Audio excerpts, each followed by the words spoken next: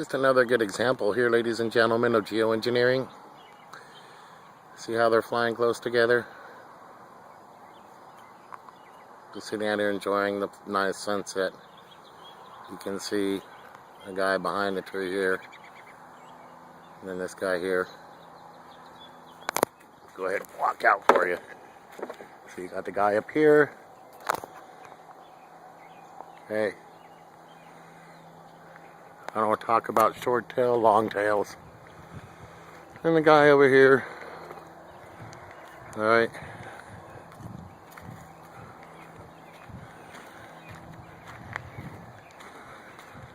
And then the two guys over here.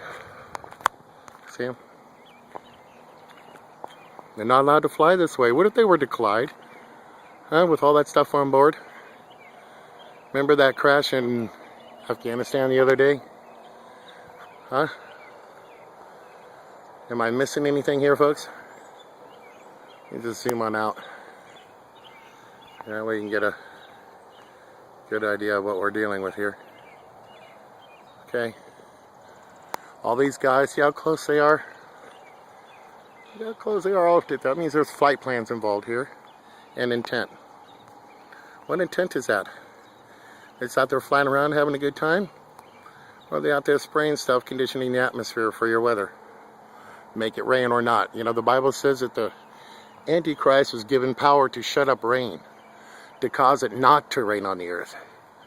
And everybody's so focused on, oh, they're making it rain. Well, they can make it not rain too. Alright?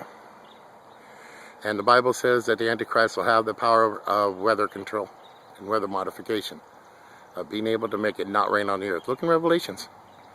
It's there. I don't care if you have to read the whole book. Alright? Well, we can tell what kind of, I can look at my naked eye and see what kind of plane that is. And tell what he's doing up there. And let me get a zoom in there for you. It's about the zoom I can get there. It's obvious with my naked eye that he's spraying. Alright. Oh, there's another guy coming at us. So, how many did I show you so far? 1, 2, 3, 4, 5 guys all in one area. There's he's still out there. That guy, he's still out there. Huh? These guys are all in cahoots with all with one another. Okay? It's an operation to spray you. Spray your atmosphere. To control you. To control your money. It's called greed. Okay, we don't get regular boo. There's another guy right over there too. So we got one over here. Another guy over there. Another guy over there. Plus the two I showed you out over here. And they just started popping out, so that's why I decided to get out, because I knew when I saw those couple that there's going to be more. Okay. So there's about 6 of these guys that fly back and forth through this corridor here in Iowa to prepare the weather for the rest of the half of the United States. Look how close they get to fly to one another.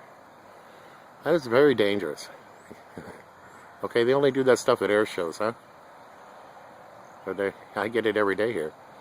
Right now they're drying out the sky. They're not making it rain. Okay, they're creating the dry line and getting ready for the low pressure system to move in. And they're trying to move the other one out. The one that caused all the snow. That one is actually still just to the east of us. It's a slow mover. Okay. But just some other good footage there to show you that these guys have intent. Okay. So I don't want you to see there's another guy out there. There we go. Before we wrap it up here. Alright. Going the other way. See this guy over here. Another guy over here. Alright. So this is in DeSoto, Iowa. Ground zero for weather modification of the United States of America for the eastern half. As you see, I'm not saying, oh, they're creating clouds. That's not all what this is about. Don't fall into that trap. Okay? Look at that sunset. Beautiful, isn't it? And I tell you, these people that are pulling these false flag stuff here in this country, they're causing a revolt. I don't know if they understand that or not, but the folks I know, they ain't playing around, and they're vets. Okay, they swore an oath, and they're going to keep it. Okay, and now either they're going to call the government's bluff. Okay, and the government's bluffing or not, I don't think this is bluffing. All right, this is billions of dollars. All right, all these contracts, billions and billions of government contracts, trillions of dollars in government contracts. You know, if we revolt, all that goes south, and all these huge mega corporations lose all that dough to geoengineer your environment. Okay, love that tree. It's beautiful when it blossoms out. I was worried that I was going to lose those blossoms. And let me tell you guys, there's some real threats that are out there right now. May 8th, earthquake. I've heard about that. Nostradamus predicted an earthquake. Now the alignments in the stars are just right according to his prophecy that on May 8th, a great earthquake from fire from down below.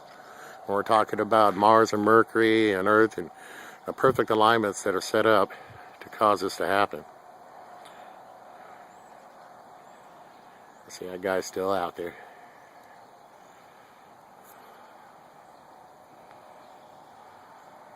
Geoengineering. They don't always cloud up the sky. I hear a lot of this stuff about chemtrails and how they crisscross the sky and leave tic-tac-toes across the sky. And if you don't see tic-tac-toes, the geoengineers aren't present. Well, I'm telling you now, they are. They're right there. Right in front of you. I just showed you they're flying together and their intent. So, they're there, folks. If they're not clouding up the sky, they're drying it out. That's one of the primary ways that they do it, is drying the sky. Not trying to produce moisture, but creating dryness. Because when that air slams into the dry air, the warm, moist air slams into the dry air, it pushes it up. There's another guy there. Okay. These guys, they turn around, they go all the way out, probably past Omaha, and then turn around and fly back over again. I think they might even be out of the Dakotas. Or maybe even out of that Air Force base out of Omaha. Who knows? I know they're not out of the Des Moines airport. And I know they don't fuel there. I've already researched that. Oh, there's the other guy.